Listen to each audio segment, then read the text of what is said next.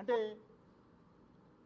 ఒక మాట ఆ పాప చెప్తే దానిని చిలవలు పలవలుగా ఫేక్ వీడియోలు, ఫేక్ ఆడియోలు ఏఐ ద్వారా సృష్టించి ఈ విధంగా చేయటం మీకు న్యాయమా అని అడుగుతా ఉన్నా.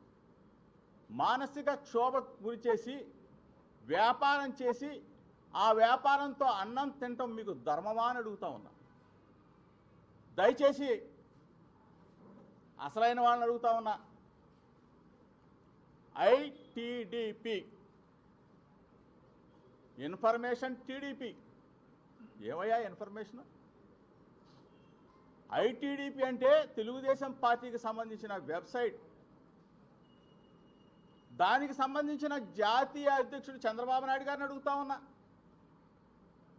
దానికి సంబంధించిన వర్కింగ్ ప్రెసిడెంట్ నారా లోకేష్ని అడుగుతా ఉన్నా.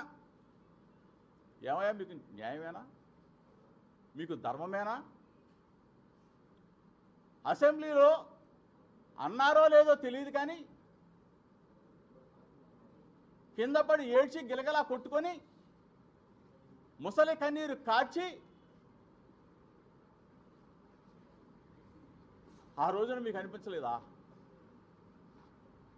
ఆ రోజున నా భార్య కూడా బాధపడిందే. అసెంబ్లీలో అన్నారని చెప్పేసి నన్ను కూడా నిలదీసిందే.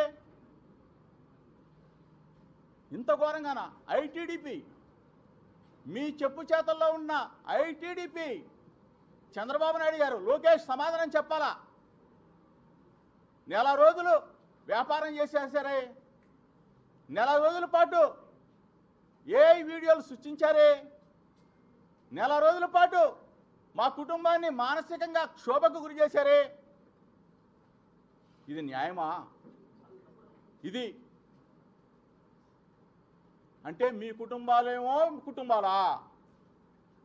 మా కుటుంబాలు కావా చంద్రబాబు నాయుడు గారు? నిన్నంటేనేమో అన్నారో లేదో తెలియదు గిలగలా కొట్టుకొని ఏడ్చి బయటకు వచ్చావే. మేము దయచేసి అడుగుతా ఉన్నా, ఐటీడీపీ ద్వారా వ్యాపారం చేశారే, ఐటీడీపీ ద్వారా తెలుగుదేశం పార్టీ ద్వారా కొన్ని ఛానల్స్ని హైయర్ చేసుకున్నావే. హైయర్ చేసుకొని నెల రోజుల పాటు పీఆర్పీ రేట్లు పెంచుకొని నా కుటుంబం మీద వ్యక్తిగతంగా వ్యాపారం చేసి అన్నం తింటున్న దుర్మార్గులను అడుగుతా ఉన్నా. రాజకీయంగా ఎదుర్కో, రాజకీయంగా రా. 2 సంవత్సరాల 3 నెలల పాటు నువ్వు అధికారంలోకి వస్తే, మొట్టమొదటి నువ్వు అధికారంలోకి వచ్చిన తర్వాత 2 నెలలకే నా కుమారుడు రాజీవ్ని అరెస్టు చేయించావే, జైల్లో పెట్టించావే. అయినా దడవలా. చంద్రబాబు నాయుడు ఇంటి దగ్గర ధర్నా చేశానని చెప్పేసి సుప్రీంకోర్టు దాకా వెళ్ళి జోగి రమేష్ని అరెస్టు చేయాలని చెప్పేసి తపన పడ్డావే. అయినా దడవలా. కల్తీ కేసు సృష్టించి 83 రోజుల పాటు నన్ను నా తమ్ముడు రాముని జైల్లో నిర్బంధించావే, 3 జైలు తిప్పావే. అయినా దడవలా. జైలు నుంచి బయటకు వచ్చా, మరలా ప్రజా సమస్యల మీద చంద్రబాబు నాయుడు ఇంటికి వస్తానని చెప్పా, దడవల. కానీ జోగి రమేష్ గొంతు నొక్కాలా. జోగి రమేష్ గొంతు నొక్కినా, పేక పిసికినా ఈ గొంతు ఆగదని చెప్పేసి చంద్రబాబు నాయుడికి లోకేష్కి ఇద్దరికి చెప్తా ఉన్నా. దయచేసి చాలామంది మిత్రులు అనుకుంటారు, ఎందుకు జోగి రమేష్ చంద్రబాబు నాయుడిని లోకేష్ని టార్గెట్ చేశాడు, వాళ్ళ కుటుంబ విషయం కదా అని చెప్పి అనుకుంటారు. దయచేసి 2 రాష్ట్రాల తెలుగు ప్రజలు, ప్రపంచంలో ఉన్న తెలుగు ప్రజలందరూ కూడా గమనించాలి. ఇది ఒక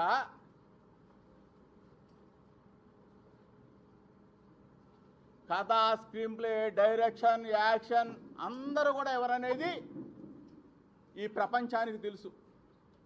ఎఫ్ఐఆర్లో పొందుపరిచిన అంశాలన్నీ కూడా ఒక్కసారి మీరు దయచేసి మీడియా మిత్రులు, రాష్ట్ర ప్రజలకి తెలియజెప్పండి. తెలుసు దాంట్లో ఉన్న విషయాల్ని. ఎక్కడికి వెళ్ళారు మీరు? ఏ విధంగా జరిగింది? ఈ కుట్రకోణం ఎక్కడి నుంచి వచ్చింది? జోగి రమేష్ని మానసికంగా గురి చేయాలా, ఇతను గొంతు నొక్కేయాలా, జైల్లో పెట్టినా సరే, 83 రోజులు జైల్లో పెట్టినా సరే, ఆ జైల్లో పెట్టిన తర్వాత ఇంటి మీద దాడి చేసినా, యాసిడ్ దాడి చేసినా, బాంబులు వేసినా సరే ఇతని నోరు అదుపులో ఉండట్లేదు. ప్రజా సమస్యల మీద పోరాటం చేస్తూ ఉన్నాడు, ప్రశ్నిస్తున్నాడని చెప్పేసి ఈ విధంగా కుటుంబ పరంగా ఎవరిళ్లలో లేవయ్యా చంద్రబాబు నాయుడు? పెద్ద పెద్దవాళ్ళు, ఎన్టీ రామారావు గారి కుటుంబం, అక్కినేని నాగేశ్వరరావు గారి కుటుంబం, చిరంజీవి గారి కుటుంబం. అంటే జోగి రమేష్ ఒక్కడే బలహీన వర్గాల్లో బలమైన వాడు. వీడు గొంతు నొక్కితే బీసీలందరూ అణగదొక్కబడతారని చెప్పేసి ఒక కుట్ర కోణంలో ఈ రోజుకి చెప్తా ఉన్నా. మేఘన నా కూతురుతో సమానం. రాజు మేఘన ఒకటవ్వాలనే ఈనాటికి కోరుకుంటాం. అది ప్రయత్నించాల్సింది పోయి క్యాంప్ ఆఫీస్కి ఫోన్లు చేసి పిలిపిస్తారా? రాష్ట్రంలో సమస్యలు లేవా? రాష్ట్రంలో ఇంకా సమస్యలు లేవా చంద్రబాబు నాయుడు గారు? రాష్ట్రంలో సమస్యలు లేవా నారా లోకేష్? ఇది మరీ ముఖ్యంగా చెప్తా ఉన్నాం. స్థానిక శాసనసభ్యుడు కృష్ణప్రసాద్ ఏ రోజైనా వ్యక్తిగతంగా మిమ్మల్ని విమర్శించామా? రాజకీయంగా పోరాడడం తప్ప వ్యక్తిగతంగా కృష్ణప్రసాద్ని అడుగుతా ఉన్నా. నీ గురించి నీ పార్టీ వాళ్ళు కొన్ని వ్యక్తిగత విషయాలు ఇస్తానని చెప్తే ఒకటే చెప్పా, దమ్ముగా రాజకీయాలు చేస్తా జోగి రమేష్, దమ్ముగా ఉంటాడు, అంతేగాని వ్యక్తిగత విషయాల జోలికి వెళ్ళనని చెప్పా. మీ పార్టీ వాళ్ళు చాలామంది వీడియోలు పంపిస్తా ఉన్నారు, ఫోటోలు పంపిస్తా ఉన్నారు. ఓ నో, నా కుటుంబంలో ఒక సమస్య వస్తే వాళ్ళని మీరు ఒక్క వీడియో ప్లే చేస్తా దయచేసి. అంటే నేను చాలా వీడియోలు ఉన్నాయి, కానీ నేనేమి కొన్ని పరిధులు ఉన్నాయి కాబట్టి, నాకు కూడా మనస్సాక్షి ఉంది కాబట్టి 4 కాలాల పాటు ఆంధ్రప్రదేశ్ రాష్ట్రంలో రాజకీయాల్లో ఉండి ప్రజాసేవ చేయాలి కాబట్టి నా పార్టీకి సంబంధించిన మా నాయకుడి మీద బురదీశారు. మా లీడర్ జగన్మోహన్ రెడ్డి గారిని కూడా ట్రోల్ చేశారు. మా వైఎస్ఆర్ కాంగ్రెస్ పార్టీ కుటుంబ సభ్యులు జోగి రమేష్ తప్పు చేశాడేమో, జోగి రమేష్ కుటుంబం తప్పు చేసిందేమో అని చెప్పేసి మదన పడ్డారు. ఒకటే చెప్తా ఉన్నాం, జోగి రమేష్ ఎప్పటికీ తప్పు చేయడు, మీ విలువల్ని విశ్వాసాన్ని కాపాడుతాడు, ఎక్కడా కూడా పొరపాటు చేయడు.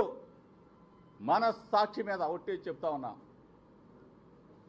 దేన్నైనా ఎదుర్కోవడానికి సిద్ధంగా ఉన్నాను.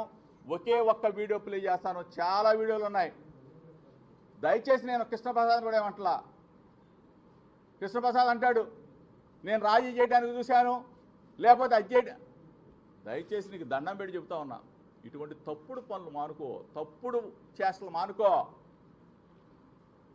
నువ్వు చేసిందేంటో, నీ దుర్మార్గం ఏంటో, నీ ఆఫీస్కి వచ్చిన తర్వాత నీ ఆఫీస్ నుంచి ఎక్కడికి వెళ్ళారో, ఎఫ్ఐఆర్ ఎట్లా కట్టారో, ఏ విధంగా నువ్వు దుర్మార్గానికి ఒడిగట్టావో ఒక్క వీడియో సాక్షి చూపించరా.